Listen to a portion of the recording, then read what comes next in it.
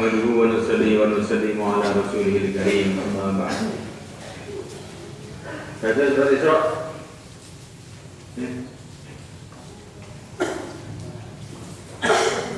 Baca.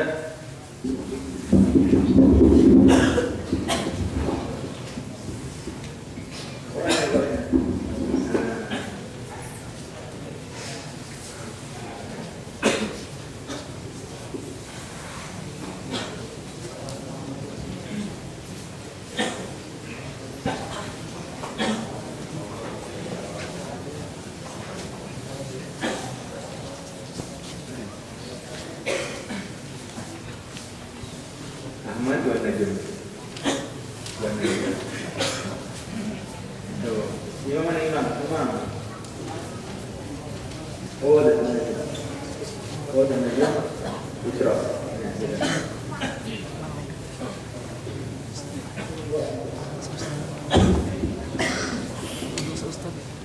Ya.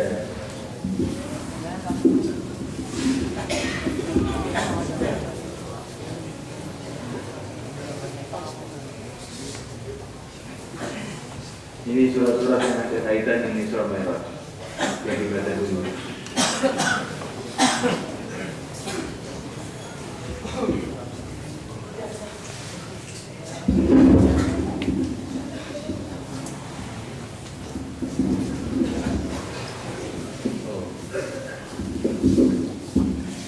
Bismillahirrahmanirrahim. وَالنَّجْمِ إِذَا هَوَى مَا ضَلَّ صَاحِبُكُمْ وَمَا غَوَى وَمَا يَنطِقُ عَنِ الْهَوَى إِنْ هُوَ إِلَّا وَحْيٌ يُوحَى عَلَّمَهُ شَدِيدُ الْقُوَى ذُو مِرَّةٍ فَاسْتَوَى وَهُوَ بِالْأُفُقِ الْأَعْلَى ثُمَّ دَنَا فَتَدَلَّى فَكَانَ قَابَ قَوْسَيْنِ أَوْ أَدْنَى فَأَوْحَى إِلَى عَبْدِهِ مَا أَوْحَى مَا كَذَبَ الْفُؤَادُ مَا رَأَىٰ أَفَتُمَارُونَهُ عَلَىٰ مَا يَرَىٰ وَلَقَدْ رَآهُ نَزْلَةً أُخْرَىٰ عِندَ السِّدْرَةِ الْمُنتَهَىٰ عند سدرة المنتهى عندها جنة المأوى. Isra. Anda.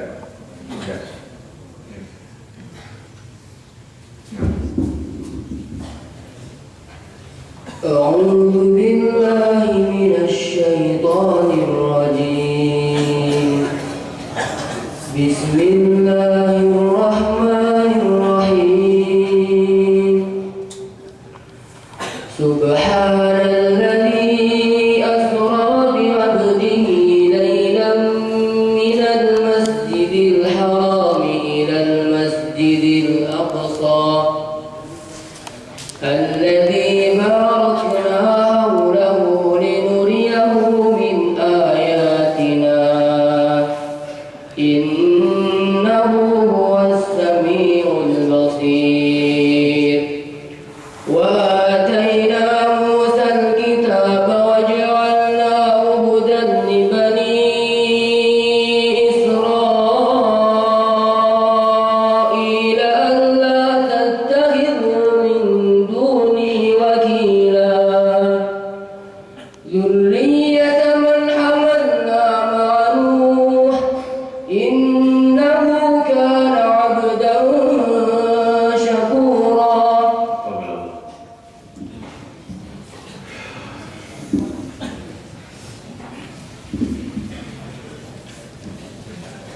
Santri-santri semua, Isra Mi'raj ini satu kejadian yang belum pernah terjadi kepada siapapun manusia, termasuk para nabi, para rasul sebelum yang mulia baginda Muhammad SAW. Bahkan kejadian ini terjadi untuk baginda Nabi cuma sekali saja. Ini satu kejadian besar, mukjizat besar yang dengannya Allah telah istimewakan yang mulia baginda Muhammad SAW. Isra ini adalah perjalanan dari Masjidil Haram ke Masjidil Aqsa. Mi'raj ini adalah perjalanan dari Masjidil Aqsa naik sampai Sidratul Muntaha, tempat yang sudah tidak mungkin ada makhluk bisa naik ke atas, notok ya, namanya Muntaha dan notok. Nah, khusus sudah Sidratul notok. Kelasnya yang notok, bukan orangnya. Kalau orangnya itu nggak paham. Ya.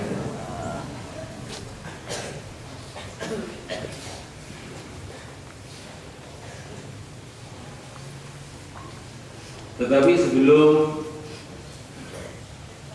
kejadian besar ini saya ceritakan kepada kamu, kamu perlu memahami dan merenungi kronologi tahapan-tahapan terjadinya kejadian itu.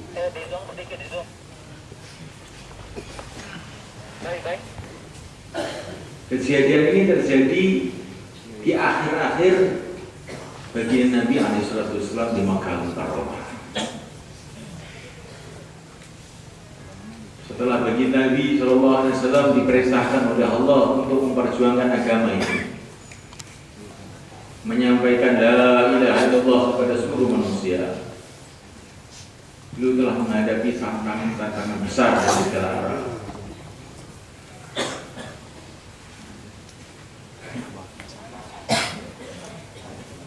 Tiga 13 tahun di Makkah Mukarramah ini penuh dengan tantangan. Di akhir-akhir 13 tahun itu, saking beratnya tantangan di Makkah, baginda Nabi telah pergi ke Taif dengan harapan orang-orang Taif ini akan lebih lembut dari orang-orang Mekah. Orang Taif ini juga masih ada hubungan famili juga dengan Rasulullah alaihissalam. Tinggal mereka ada di gunung, udaranya sejuk, tidak seperti di Mekah. Barangkali menurut pandangan sebagian orang ini, orang-orang yang tempatnya di gunung-gunung, tempatnya sejuk, lebih tenang pikirannya, lebih tenang hatinya daripada yang di Makkah yang panas ini. Karena orang itu udaranya panas itu suka marah terus biasanya. Tapi ternyata orang gunung ini tidak jauh juga dari orang Mekah, bahkan lebih keras.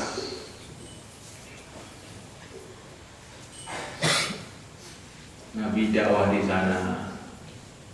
Pertama kali beliau datang ke tokoh-tokoh Taif, seluruhnya menolak.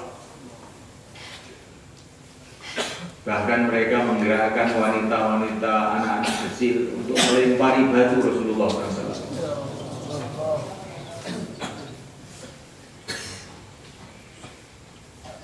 Sayyidul Makhlukat, Sayyidul Anbiya, kekasih Allah, dilempari batu.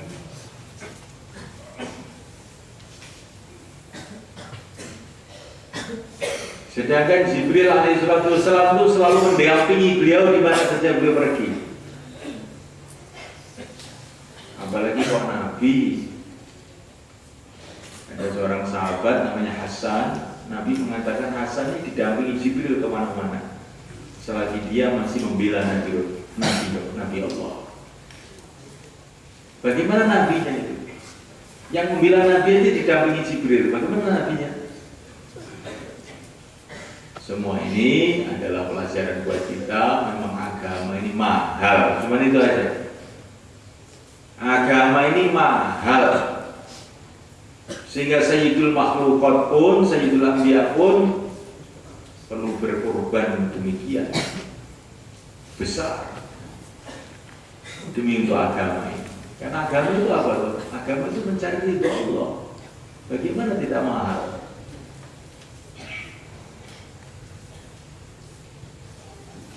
Namun Allah SWT sampai Nabi berdoa dengan doa yang sangat-sangat menyentuh hati bagi orang yang membacanya. Ilaika ashku dha'fa quwwati wa qillata hilati wa hawani 'alan nas. Ya Allah, hanya kepada Engkau aku mengeluhkan keadaanku. Habis usahaku, lemah kekuatanku, hina aku di depan manusia. Tetapi ya Allah, asalkan Engkau tidak marah kepada aku tidak peduli, katanya. Asalkan Engkau tidak marah kepada aku tidak peduli. Ya Allah, aku ini mau diserahkan kemana? Akan Engkau serahkan kemana aku ini? Akan Engkau serahkan kepada orang Mekah yang akan menguasai aku? Ataukah aku akan diserahkan pada orang Taif yang bersikap kasar kepada aku? Asalkan Engkau tidak marah, aku tidak peduli. Ini di antara doa-doa Rasulullah pada waktu itu. Sampai malaikat-malaikat pun telah dikirim oleh Allah. Mereka mengatakan kepada baginda Nabi, ya Rasulullah, kalau engkau mau orang Taif dihancurkan, kami akan hancurkan orang Taif ini. Tapi beliau mengatakan tidak. Kalau mereka tidak mau menerima Islam, saya berharap anak cucunya ada yang menerima Islam. Orang Taif tidak ada yang menerima, kecuali satu orang saja, seorang budak yang ketika Nabi keluar dari Taif itu berjumpa dengan Nabi di kebun kurma yang namanya Adas, masuk Islam. Satu orang saja, seorang budak saja. Maka kalau kita ini dakwah, tokoh-tokoh tidak mau terima, orang-orang kaya nggak mau terima, yang terima orang bodoh, penggembala kambing. Kita jangan kecewa.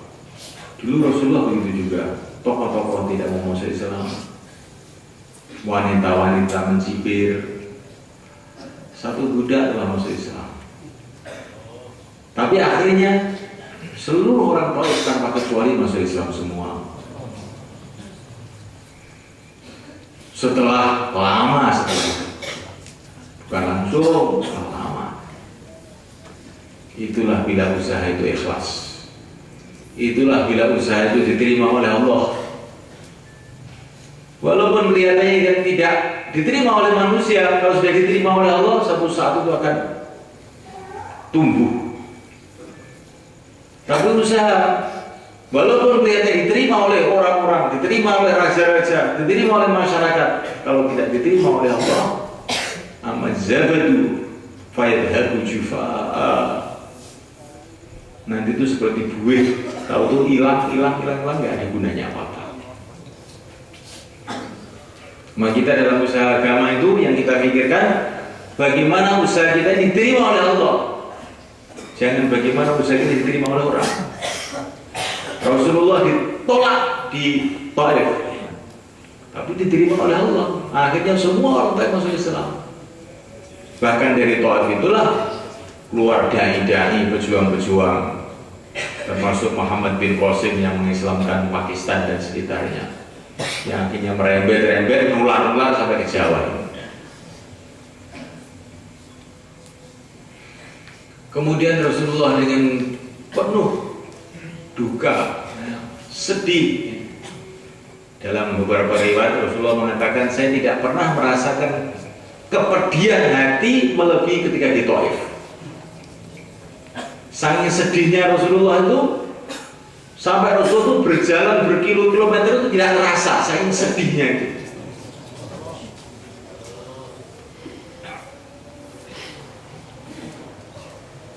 Maka beliau sholat subuh di satu tempat yang nama Wadin Nakhil. Tidak ada temannya kecuali satu orang saja, Zaid bin Harithah radhiyallahu ta'ala yang menemani beliau mulai berangkat ke Thaif. Di situ Rasulullah mulai dikasih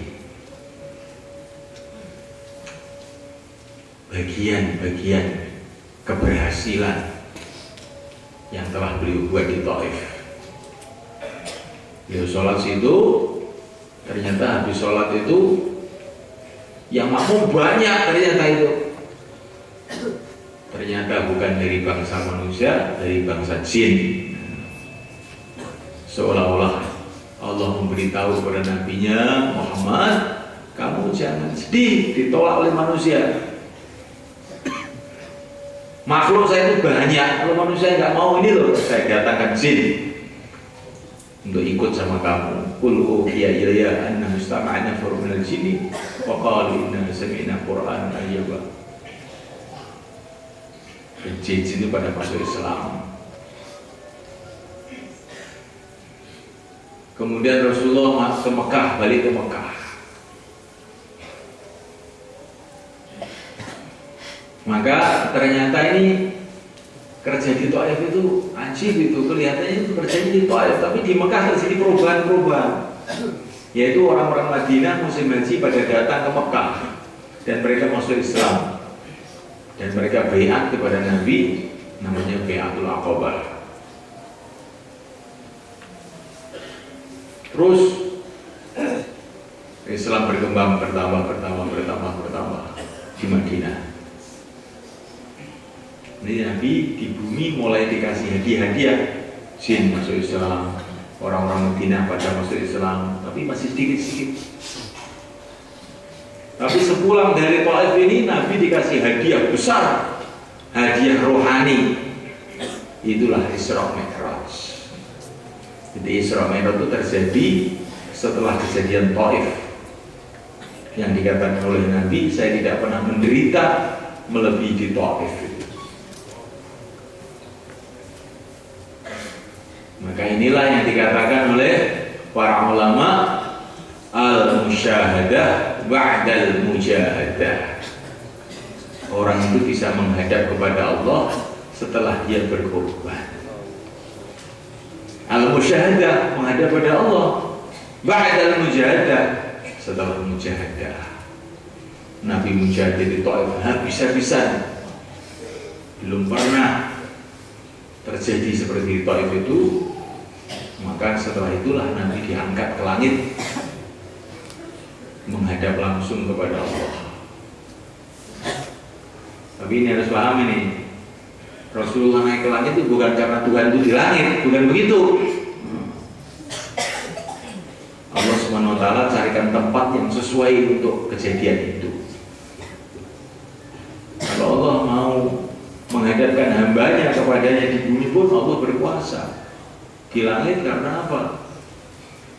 Nah, untuk supaya Rasulullah itu mendapatkan suasana yang sangat istimewa untuk pertemuan yang sangat istimewa pula ini.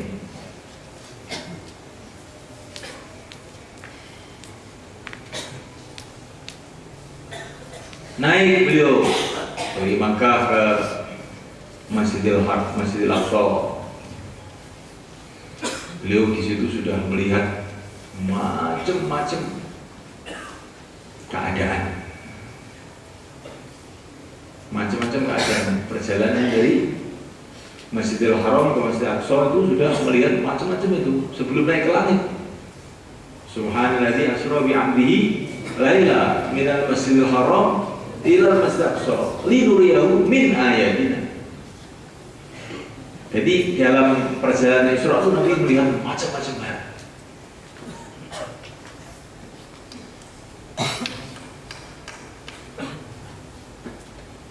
Di antaranya dalam perjalanan itu, ketika Nabi berjalan dengan Jibril alaihissalam dengan mengendarai buruk, maka ada panggilan dari sebelah kiri. Muhammad, berhenti. Tapi Rasulullah tidak mau noleh, terus saja. Maka Jibril mengatakan, selamat ya Rasulullah. Apa itu tadi? Itu panggilan dunia ya Rasulullah. Kalau engkau tadi noleh, umat kamu akan tergila-gila dengan dunia semua. Tidak ada yang mau agama. Ini pelajaran. Seumpama Rasulullah noleh, umatnya akan tergila-gila dengan dunia semua. Jadi fikir, hati orang yang bertanggung jawab agamanya akan mempengaruhi umat. Semua Rasulullah noleh, umatnya akan sesat. Nah, kita ini kalau ingin supaya umat ini baik, pertama kali kita ini jangan sekali-kali noleh ke dunia, ingin jadi pegawai negeri, ingin ijazah, ingin ini. Kalau santri kalau sudah noleh, ini seperti itu tadi, nanti umatnya ini akan rusak.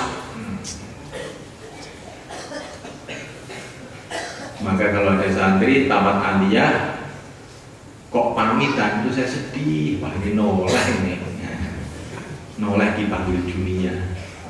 Mau apa? Mau kuliah. Wah, bukan hanya noleh itu, pengen itu lehernya jadi kaku nanti.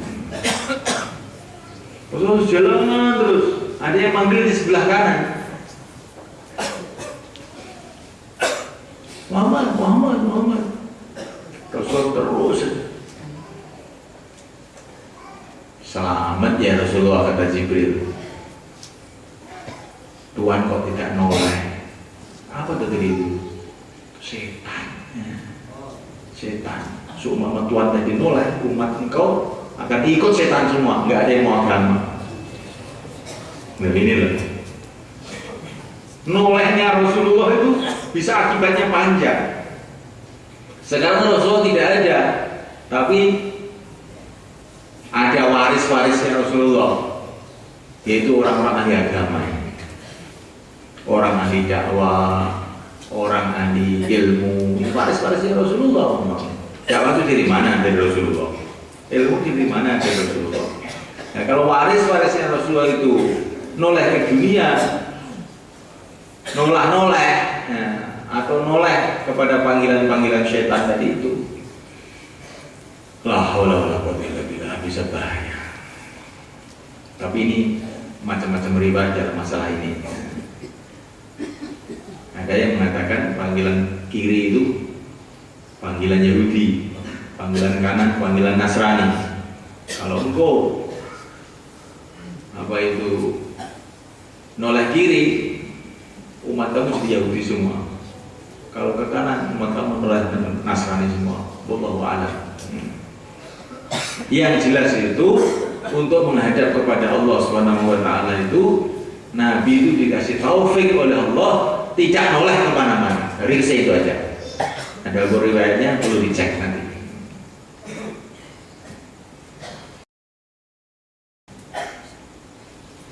Untuk bisa menghadap kepada Allah, jangan noleh kemana, lurus menghadap kepada Allah. Jangan noleh ke dunia, jangan menoleh bicara-bicara yang syaitan, jangan menoleh kemana-mana. Tawajuh total kepada Allah. Insyaallah malaikat.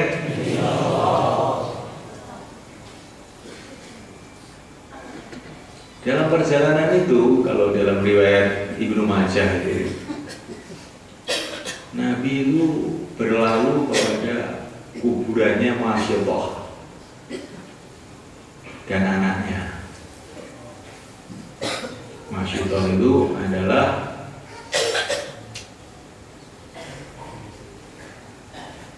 wanita yang tugasnya itu menata rambutnya anaknya Fir'aun, dan dia itu orang iman. Tapi akhirnya ketahuan kalau dia itu orang iman, akhirnya dibunuh sama Fir'aun dengan anaknya, dikubur dalam satu tempat. Maka waktu Isra itu Nabi itu membau bau yang wangi sekali, wangi, betul-betul wangi. tanya kepada Jibril, bau apa tuh ini? Ini bau kuburannya Masyitah dan keluarganya. Dalam riwayat yang lain mengatakan, Nabi mengatakan, saya ini sudah pernah masuk ke surga, tapi kuburannya Masyitah ini baunya lebih wangi dari surga. Itu wanita yang dibunuh hanya gara-gara agama. Ini kalau menurut orang sufi, ini satu pelajaran bahwa kekuburan orang-orang soleh itu penting. Nabi itu Mi'raj mau menghadap pada Allah, kok mampir ke kuburannya Masyitah itu loh. Maka saya kalau mau ngimam itu mampir ke kuburan gitu. Ini Isra Mi'raj itu saya anggap gitu aja. Saya mengucapkan salam sama ayah saya, sama mbah saya, sama santri-santri yang di situ. Assalamualaikum warahmatullahi wabarakatuh. Ada biar minum minat musalifun. Insyaallah anda bikum laikun sebagai sholat. Biasanya sholatnya itu agak tenang sedikit. Maka ulama-ulama dulu kuburan itu didekatkan masjid, itu bagus itu. Karena itu sunnah Nabi, kuburan didekatkan masjid seperti kuburan Nabi dan Sayyidina Abu Bakar, Sayyidina Umar. Nah, kalau ada orang Wahabi bilang, saya nggak mau sholat karena ada kuburan di dekat masjid. Oh, kamu itu kelihatan itu sunnah Nabi kok kuburan di dekat masjid itu. Kamu orang mana? Orang Saudi? Nah, kamu di Madinah nggak tahu kuburan di masjid itu? Nggak tahu? Nggak pernah ke Madinah orang Saudi? Oh, gimana kamu ini? Nah, oleh karena Allah SWT, ini ceritanya panjang di Isra Mi'raj ini. Nabi pun naik ke langit.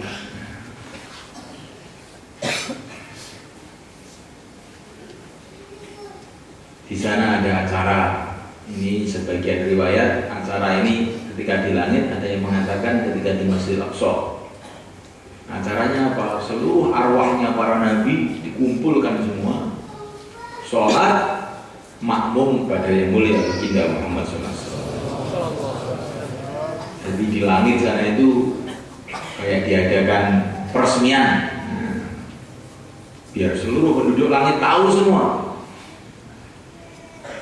biar orang yang di dunia, orang yang di barzakh tahu semua bahwa ini adalah Sayyidul Awwalin wal Akhirin, Sayyidul Anbiya al Mursalin.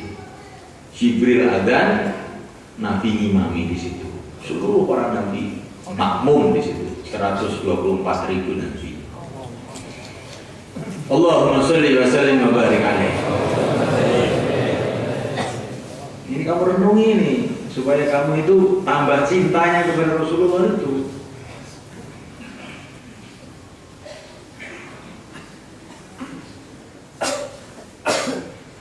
Terus naik lagi sampai ke langit ketujuh. Di sana yang mulia baginda Muhammad SAW berjumpa dengan Nabi Ibrahim di dalam riwayat Muslim. Langit ketujuh, Nabi Ibrahim di langit ketujuh, Nabi Musa di langit ke-6. Terus langsung menghadap kepada Jabbarus samawati wal ardh, pencipta langit, pencipta bumi, penguasa dunia, penguasa akhirat, Allah Subhanahu wa ta'ala jalla jalaluhu wa amana waluhu. Menghadap langsung kehadirat Allah. Bila kaifin wala mithalin, tidak bisa dibayangkan apa yang terjadi pada waktu itu.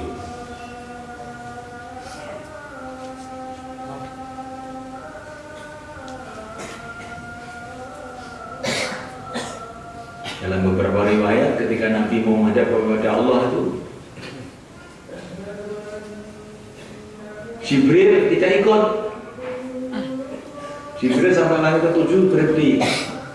Maka ditegur sama Rasulullah SAW, Jibril, gak ikut naik. Oh, gak kuat saya. Kalau saya naik satu sedikit saja terbakar saya, ini bukan pakat saya ini di sini. Hanya engkau saja yang boleh naik.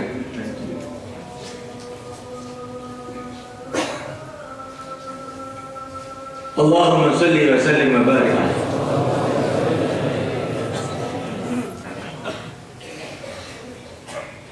Ketika Rasulullah naik sendirian, sehingga Rasulullah itu agak resah. Tempat yang belum pernah dilihat oleh siapa saja makhluk. Maka Rasulullah itu macam kok sepi, nggak ada makhluk sama sekali di sini nih. Ya. Tiba-tiba itu loh Rasulullah itu mendengar suara seperti suaranya Abu Bakar.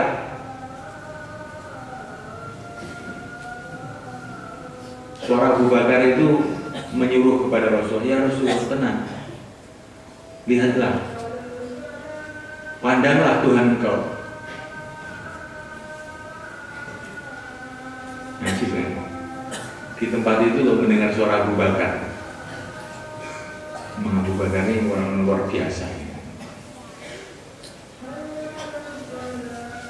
Ini kata para pelajaran, jadi orang itu memang bagaimanapun tinggi derajatnya memang perlu teman, kadang-kadang perlu teman biar nggak resah gitu.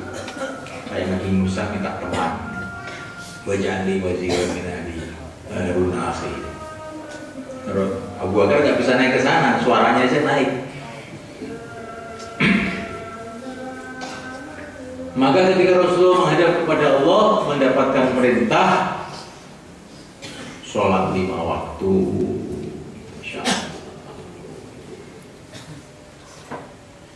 Jadi sholat 5 waktu itu luar biasa ceritanya. Untuk mendapatkan perintah ini Rasulullah itu langsung menghadap kepada Allah, langsung melihat kepada Allah, langsung mendengar firman Allah.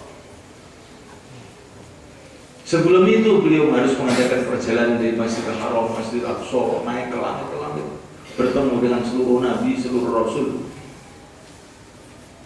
baru mendapatkan perintah ini. Ini pelajaran buat kita, kata para ulama, bagaimana istimewanya sholat 5 waktu itu.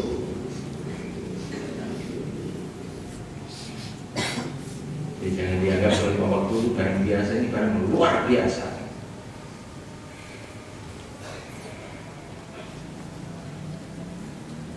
Sudah menjadi sunnatullah, apa saja yang Allah berikan kepada nabinya, itu umatnya dapat bagian.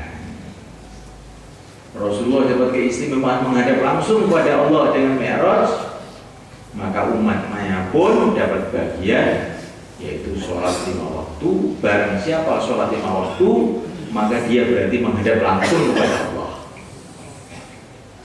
Maka dikatakan dalam satu hadis, as-sholatu qurbanul mu'minin. Sholat itu adalah mendekatnya orang mukmin kepada Allah. Dalam Quran dikatakan wasjud waqtarib, sujud dan dekatkan diri kamu pada Allah.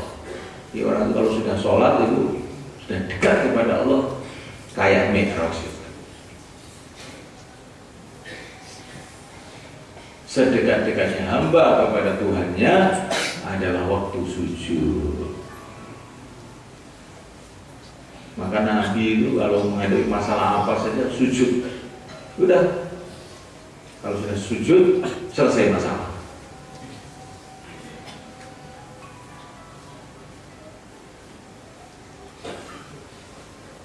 Saya teringat ayah saya dulu. Kalau beliau sudah resah menghadapi satu masalah itu, beliau selalu sujud. Dalam sujud baca hizib Nasr 41 kali. Langsung beledos. Nggak ada yang kuat untuk menghadapi itu. Tapi saya nggak kuat, saya sendiri yang nggak kuat kalau sujud 41 nggak kuat saja. Beliau begitu tuh kalau sudah orang kok merkola gomo terus, wah tak sujudi. Nah, dijambu mente kan. Ini ilmu kiai itu ngerti, kiai rapat dungo, guys. Tinggu ditekan wong itu. Jadi semuanya Allah SWT Ini saya pakai bahasa Jawa biar yang paham, khusus orang Jawa saja. Kalau ingin paham, tanya nggak sama orang Jawa.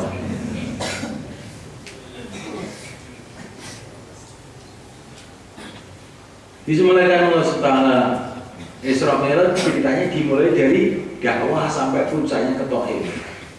Sholat itu dimulai dari dakwah, yaitu adzan. Allahu Akbar, Allahu Akbar. Isra Mi'raj dimulai dari dakwah. Maka ini hasilnya Isra Mi'raj yaitu adzan dimulai dakwah juga. Insyaallah mulai kan? Sebelum Nabi ke langit, dadanya dibedah, dicuci dengan air Zam-Zam, kemudian dimasuki iman dan hikmah, iman dan hikmah. Jadi orang itu untuk menghadap kepada Allah itu ini ada dua syaratnya, iman dan hikmah. Dicuci dulu dengan air Zam-Zam, kemudian dimasuki iman dan hikmah. Kalau Rasulullah dimasuki iman dan hikmah secara luar biasa, bedah dadanya oleh Jibril, suci air Zam-Zam, masuk iman dan hikmah. Nah kalau kita ini bagaimana?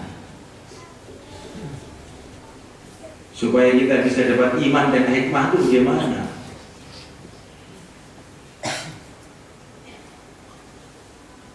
Bagaimana? Ini sudah sering saya katakan, sering saya ceritakan. Untuk mendapatkan iman itu yang memberi Allah. Mintalah kepada Allah. Ya Allah, berikan pada aku iman yang sempurna. Untuk mendapatkan hikmah bagaimana?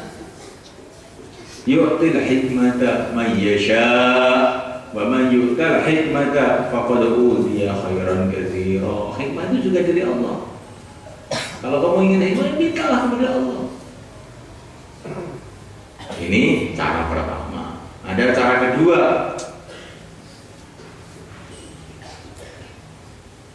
Untuk supaya kita mendapatkan iman itu, cara kedua adalah dengan tidak ceburkan diri kamu dalam perjuangan Rasulullah SAW. Ini ceritanya panjang. Untuk mendapatkan hikmah, bagaimana caranya? Banyak caranya itu. Ringkasnya ceburkan diri kamu dalam usaha Rasulullah. Tapi ada perkara khas yang Nabi ceritakan masalah hikmah. Man akhlasa lillahi arba'ina sabahan amba Allahul hikmah min qalbihi yahruz ila lisanihi atau kama qala Rasulullah SAW. Barang siapa yang ikhlas selama 40 hari, maka Allah akan berikan hikmah dalam hatinya, yang hikmah itu akan keluar ke mulutnya. Jadi antara sumber hikmah yang sangat besar yaitu ikhlas. Di antara sumber hikmah belajar Quran. Yasin wal Qur'anil Hakim. Quran itu kitab yang penuh dengan hikmah. Kalau kamu ingin hikmah, belajarlah Al-Quran. Doa, ikhlas, belajar Quran.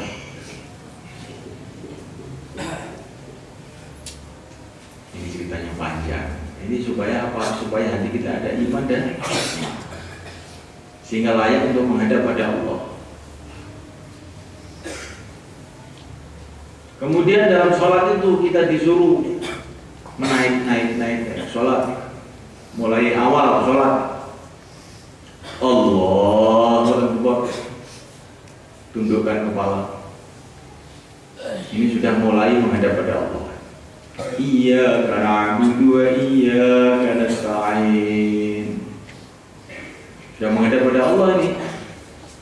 Tapi ditingkatkan lagi rukuk, supaya ta'zimnya, mengagungkannya kepada Allah lebih tinggi lagi. Rukuk. Setelah itu puncaknya sujud, tambah lagi mengagungkan kepada Allah. Wasjud waqtarib. Jadi dari berdiri sudah menghadap kepada Allah, rukuk tambah lagi tawadhu kepada Allah, sujud tambah lagi glosor kepada Allah SWT. Jadi kalau kamu sholat, kamu merasakan begitu itu. Sehingga sholat itu peningkatan seperti mi'raj itu, naik lagi, naik lagi, naik lagi. Pelajaran mi'raj ini pelajaran supaya kita tidak puas, naik lagi, naik lagi, naik lagi, sampai Sidratul Muntaha, sampai menghadap pada Allah. Begitu juga kita umat Rasulullah SAW ini jangan puas.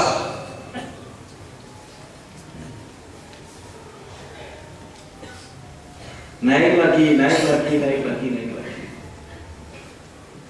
Iman juga jangan puas, tetapi kita minta lagi kepada Allah iman yang lebih sempurna lagi, sempurna lagi. Allahumma inni as'aluka imanan kamila. Ilmu jangan puas, naik lagi, naik lagi, naik lagi. Wa qur rabbi zidni ilma. Kalau baru kelas 3 pulang itu namanya seperti mi'raj itu baru langit kedua, ketiga harus turun lagi, nggak bisa jumpa dengan Allah. Begitu juga ngaji kalau nggak khatam tuh, Isra Mi'raj nggak jadi misalnya. Nah, kamu ingin begitu? Kita ingin ikut Rasulullah, terus naik lagi sampai menghadap pada Allah. Insya Allah. Akhlak jangan pula puas. Nabi selalu berdoa, Allahumma hdini li ahsanil akhlaq. Ya Allah, tunjukilah aku sebaik-baiknya akhlak. Iman meningkat, ilmu meningkat, akhlak meningkat. Semua terus meningkat. Ini pelajaran yang penting dari Isra dan Mi'raj. Diringkas saja ini. Setelah Isra dan Mi'raj, Rasulullah menghadap kepada Allah, turun ke bumi lagi. Tidak lama kemudian Nabi hijrah ke Madinah. Tala'al badru alaina min thaniyatil wada. Mulai manusia berbondong-bondong masuk Islam. Tidak lama kemudian orang Mekah masuk Islam. Tidak lama kemudian Jazirah Arab masuk Islam. Jadi maknanya perkembangan-perkembangan yang ada di bumi ini itu setelah ada perkembangan di langit. Perkembangan yang ada di bumi ini setelah ada perkembangan di langit. Sebagaimana disabdakan Nabi, kalau orang itu mencinta, kalau Allah mencintai seseorang, Allah akan panggil Jibril. Jibril, saya mencintai fulan, cintailah dia. Kemudian Jibril memberikan pengumuman di langit, seluruh penduduk langit, Allah telah mencintai fulan, cintailah dia. Maka seluruh penduduk langit mencintai dia. Wa wudi'a lahul qabul fil ardh. Akhirnya terjadi perubahan di bumi. Orang-orang di bumi pun ikut mencintai dia. Inilah politiknya orang iman. Bagaimana diri dicintai oleh Allah? Kalau sudah begitu nanti urusan-urusan bumi ini mudah. Tapi awalnya harus melalui ini tahapan mujahadah. Rasulullah menghadapi masalah-masalah. Dakwah itu pertama kali dibiarin, alah dakwah apa, nggak ada gunanya apa. Lama-lama belum, kok berkembang, marah, orang-orang pada marah. Kalau sudah marah terus dakwah terus dimusuhi, kok terus dakwah terus diusir kok terus dakwah terus, akhirnya ikut orang-orang butuh malah ikut, dimusuhi barang kok terus aja, wes tak melu aja, akhirnya gitu. Maka kalau kamu dakwah dibenci orang jangan marah. Ini menunggu pengumuman Jibril di langit jangan. Mungkin belum ada pengumuman karena mungkin dakwahnya tidak tertib atau sudah tertib tapi tidak ikhlas. Atau sudah ikhlas tapi tidak ada iman dan hikmah yang kuat. Di Isra Mi'raj itu pelajaran bagi kita semua. Insyaallah malian. Ya, setelah pelajaran pelajaran Isra Mi'raj yang begitu penting, yaitu dengan kita menghadap kepada Allah dengan sholat itu, apa yang harus mau kita ambil malam ini? Malam ini bagaimana kita jaga sholat kita ini dengan seluruh fardunya, seluruh sunnahnya, seluruh adab-adabnya, seluruh kekhusyuannya. Insyaallah ya. Awal perbaikan dimulai dengan sholat. Sholat ini bukan perkara kecil. Kalau sholat itu betul-betul orang itu menghadap pada Allah, oh selesai semua masalah. Selesai semua masalah. Inilah oleh-oleh daripada Isra dan Mi'raj. Saya kira itu saja. Ya, kita akan sholat Isya, setelah sholat Isya nanti khataman di depan. Setelah khataman, ya, doa, setelah doa mahalul qiyam. Disiapkan. Rosigit sudah datang? Rosigit? Ya. Setelah itu terus santri-santri khidmat di kompleknya masing-masing. Tamu-tamu undangan dipersilakan khidmat di rumah depan.